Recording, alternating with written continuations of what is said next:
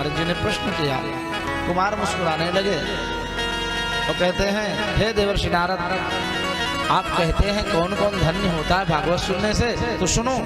जिस व्यक्ति ने अपने आजीवन में पूरे जीवन भर पाप ही पाप किया है, कामी है, क्रोधी है, व्यभिचारी है, दुष्ट है, इसके पाप का कोई अंत नहीं है, ऐसा महापापी भी भागवत जी के शरण में आए जाए, शरणागति लेके सप्ताह गाथा मूल पाठ को, सत्संग को श्रवण कर ले, तो वह महापापी भी पापों से मुक्त होकर के दिव्य वैकुंठ धाम प्राप्त कर लेता है।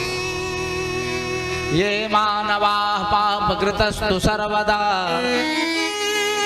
सदा दुराचार रता विमार्गगाः क्रोधाग्निदग्धाः कुटिलाश्च कामिनः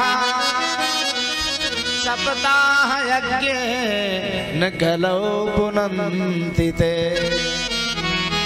ते पापिनः अपि ते दुष्टाः अपि ते व्यभिचारिणः अपि सप्ताह यज्ञेन कलौ पुनन्ति।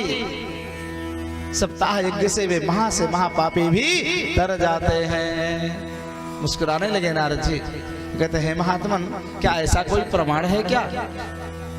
भक्ति ज्ञान वैराग्य का कष्ट दूर हुआ, ये कोई बहुत ऊंची बात नहीं है। भागवत सुनने से उनका उद्धार हुआ, मंगल हुआ। किसी महापापी का तरण हुआ क्या इससे? भागवत जी ने किसी महापापी को तारे का कोई प्रमाण हो तो बताइए आप ना। कुमार कहते, हाँ देवर्षि नारद, इसी प्रसंग पर पूछने पर धुंधुकारी उपाख्यान का उदय होता है, प्राकट्य होता है सज्जनों। और इसी प्रसंग को बक्सर वाले मामा जी नारायण दास भक्तमाली जी, जिनको बड़े प्रेम से भक्तजन संतजन मामा जी कहते थे, उन्होंने बड़ा सुंदर भाव दिया है। भागवत जी के शरण में एक बार कोई आ जाए ना, तो वे समस्त पापों से मुक्त होकर के भगवत धाम की गोदी का पात्र अधिकारी हो जाता है। धुंधुकारी जैसा महापापी, इसके पाप का कोई अंत नहीं है, वो भी भागवत की गाथा से तर गया सज्जनों। परीक्षित जी महाराज को श्राप लगा, तक्षक नाग 7वें दिन डसेंगे, मर जाएंगे। यदि कोई व्यक्ति अपने जीवन में आत्महत्या कर ले, जहर खा के मर जाए, फांसी लगा ले, अग्नि में जल के मर जाए, बिजली के द्वारा मर जाए, छत से गिर के मर जाए, एक्सीडेंट हो के मर जाए, किसी भी प्रकार से यदि कोई व्यक्ति मर जाता है अथवा किसी शत्रु के द्वारा मार दिया जाता है, तो वह जीव कभी तरता नहीं है, सदगति उसकी नहीं होती है, वो प्रेत बनता है और अनेकानेक प्रकार के दुख कष्ट को पाता है, भोगता है, इधर उधर परेशान रहता है। तक्षक नाग डसने के पहले ही भागवत जी की ऐसी कृपा हो गई सुखदेव जी के द्वारा कि परीक्षित जी परम वैकुंठ धाम को प्राप्त कर लेते हैं। उनकी दुर्गति नहीं हुई नाग डसने के बाद भी। तभी तो संतों ने बड़े भाव से गावा है। एक गांव था, वहां पर आत्मदेव नाम के पंडित जी ब्राह्मण देवता रहते थे, गृहस्थाश्रम में थे। उनकी पत्नी का नाम था धुंधुली। गृहस्थाश्रम में जीवन बिताते आधी उम्र बीत गई, लेकिन विधि के योग से न पुत्री न पुत्र, संतानहीन थे। पौरोहिती कर्म करते थे, जजमानों के दुख कष्ट को दूर करने के लिए अनेक प्रकार की शांति कराते थे, लेकिन कभी अपनी तरफ नहीं ध्यान दिया। एक कहावत है ना, दीपक तले अंधेरा। आत्मदेव पंडित जी अपने जजमानों का तो मंगल करते हैं, उनके दुख कष्ट को दूर करने का अनुष्ठान करते हैं, कराते हैं, ब्राह्मणों की टोली ले जाकर के, लेकिन कभी अपनी तरफ नहीं ध्यान दिया। और जब भविष्य में संतों ने भाव दिया, दिनेश जी आत्मदेव जी सुबह सुबह जा रहे थे कहीं पूजा कराने, कुछ यात्री लोग यात्रा के लिए निकले थे।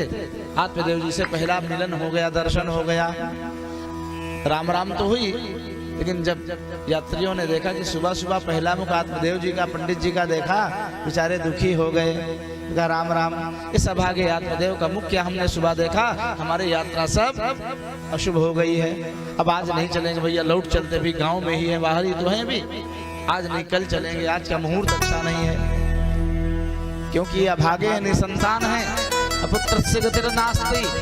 निसंतान व्यक्ति किसी न किसी पाप दोष के कारण ही तो संतानहीन होता है। वहां आत्मदेव जी को झटका लगा, कष्ट हुआ बहुत। अरे मैं इतना भागा हूँ कि सुबह सुबह मेरा मुख देखना कोई शुभ नहीं मानता है, अच्छा नहीं मानता है। ब्राह्मणों को बुला करके पुत्र कामना के लिए अनेक प्रकार के अनुष्ठान करवाए, पूजा करवाई, लेकिन यत्थात्रालिखितं ललाट पटले तदमार्जितुं कहा क्षमा। छोटे मोटे अनुष्ठान पूजा से विधि के विधान को नहीं बदला जा सकता है। इस प्रकार से सज्जनों, आत्मदेव बड़े दुखी हुए और आत्महत्या करने के लिए एक उपवन के वन के किनारे एक सरोवर था, वहीं पर गए, फूट फूट करके रोने लगे। एक सन्यासी महात्मा आए, उनको रोता हुआ देख करके उन महात्मा ने कहा, कथम रोदिसि विप्रत्वं काते चिंता बलीयसे वद त्वं सत्वरं मह्यम स्वस्य दुःखस्य कारणम्। हे ब्राह्मण देवता, आप क्यों रो रहे हैं? आपको क्या कष्ट है?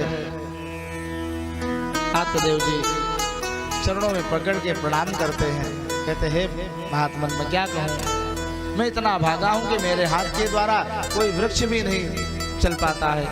पाल्यते या मयाधेनु सुविबंधत्वम् आश्रयेत्। जो गाय जजमान के यहाँ दूध देती है, बच्चा देती है, गौदान में मैं पाता हूँ, लेके आता हूँ, जो है मैं अपने खूंटे पर बांधता हूँ। दिलीप जी, तुम्हें इतना भागा हूँ महात्मन कि वहाँ गाय बच्चा देना बंद कर देती है, मेरे द्वारा कोई वृक्ष भी नहीं चलते हैं, मैं मरने के लिए यहाँ आया हूँ। पुत्र के सुख से हीन ये जीवन गृहस्थाश्रम दुखमय है। महात्मा ने समझायो, देखो आत्मदेव, तुम तो विद्वान ब्राह्मण हो, ऐसे दूषित मति क्यों लेते हो?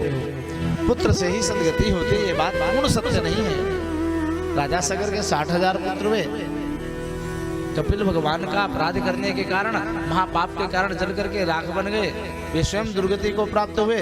वो तो धन्य है कि उनके कुल में भगीरथ जैसा भागवत हुआ, गंगा जी के द्वारा अपने पुरखों को तार दिया, नहीं तो सगर के 60,000 पुत्र सब नरकगामी हो गए थे। राजा अंग के वेन नाम का पुत्र था, वो भी इतना दुष्ट पापाचारी था कि उसके दुख को देख करके, उसके पाप में जीवन को देख करके राजा अंग को बड़ा वैराग हुआ, राजपाट को त्याग करके वन में चले गए। पुत्र में ही सुख नहीं है, संन्यास सर्वथा सुखम। देखो साधु महात्मा है, संन्यास आश्रम में बहुत सुख है। अभी गोविंद जी ने गाया था ना, दीन कहे धनवान सुखी, धनवान कहे सुख राजा को भारी, राजा कहे महाराज सुखी, महाराज कहे सुख इंद्र को भारी, इंद्र कहे चतुरानन को सुख और ब्रह्मा कहे सुख विष्णु को भारी। गोस्वामी तुलसीदास जी ने क्या अंतिम निर्णय दिया, जोरदार। तुलसीदास विचार कहे, हरि भजन बिना सब जीव दुखारी। भगवान के भजन के बिना कोई करोड़पति अरबपति क्यों ना हो, वो सब दुखी हैं। मैंने बहुत समझाया आत्मदेव को, लेकिन कहा नहीं, गृहस्थाश्रम में बहुत सुख है। आप क्या जानो, आप साधु महात्मा गृहस्थाश्रम के सुख को क्या जानोगे? गृहस्थाश्रशालों के पुत्र पौत्र समन्विता।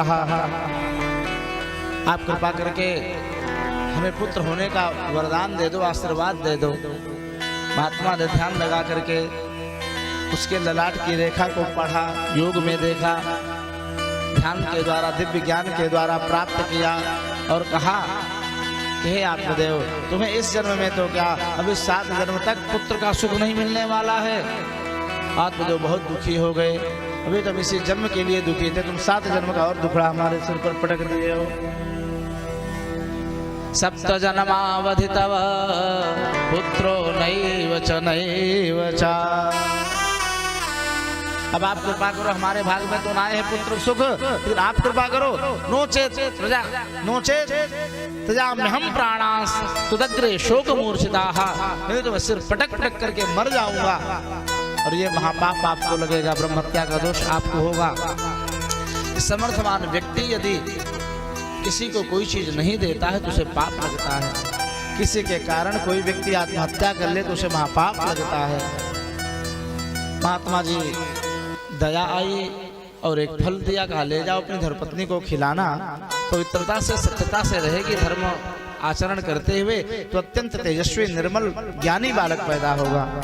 आत्मदेव जी फल लेकर के पत्नी को दिए, चले गए परदेश अनुष्ठान पूजा कमाने के लिए, करने के लिए। फल लेकर के पत्नी कुतर्क करने लगी। ध्यान देना, तर्क करना तो अच्छी बात है दिलीप जी, लेकिन कुतर्क करना अच्छी बात ना है। यदि मैं इस फल को खाती हूँ, एक पड़ोस के गांव में उसकी सगी बहन रहती थी, फल अभी हाथ में लिए विचार कर ही रही थी कि बहन आ गई, और आपस में दोनों बहनें तर्क करने लगी। फल भक्षेण गर्भास्या गर्भेणोदर वृद्धिता स्वल्प भक्षम ततो शक्ति गृह कार्यम कथम भवे। यदि मैं इस फल को खाऊंगी तो गर्भ हो जाएगा, वरदान का ये फल है। पेट बढ़ जाएगा तो भोजन कम हो जाएगा, तो मैं कमजोर हो जाऊंगी, तो घर के काम को कौन करेगा। बहन ने कहा दीदी तब तक तुम अपने ननंद को बुला लियो। उसकी दीदी कहते अरे तू ऐसी बात करती है, तू ना जाने मेरी ननंद बहुत चुटकी है स्वभाव की, बड़ी चालाक है। और एक बात बताऊं ना, जब ननंदे आती हैं ना तो भाभी लोग भी बड़ी तिरछी निगाह से ध्यान रखती हैं कि हमारी सास माई अपनी बिटिया को काका दे रही, का कर रही है। तो इस प्रकार से सज्जनों, भाभियां अपने ननंद से बड़ा सतर्क रहती हैं दिलीप जी, और रहना भी चाहिए। तो इस प्रकार से सज्जनों,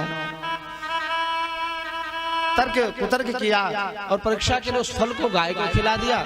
उसके बहन ने कहा दीदी तो चिंता मत कर, नाटक करके गर्भवती के रूप में तुम रहो, हम गर्भवती हैं और जो इस बार संतान पैदा होगी, पुत्र होगा, हम तुमको दे देंगे, उसके बदले तुमको धन दे दियो। दोनों ने ऐसा रहा पाठ किया कि किसी ने उस योग को नहीं जाना। कालांतर में उसके पुत्र पैदा हुआ, अपने बहन को, अपने बेटे को दे दिया।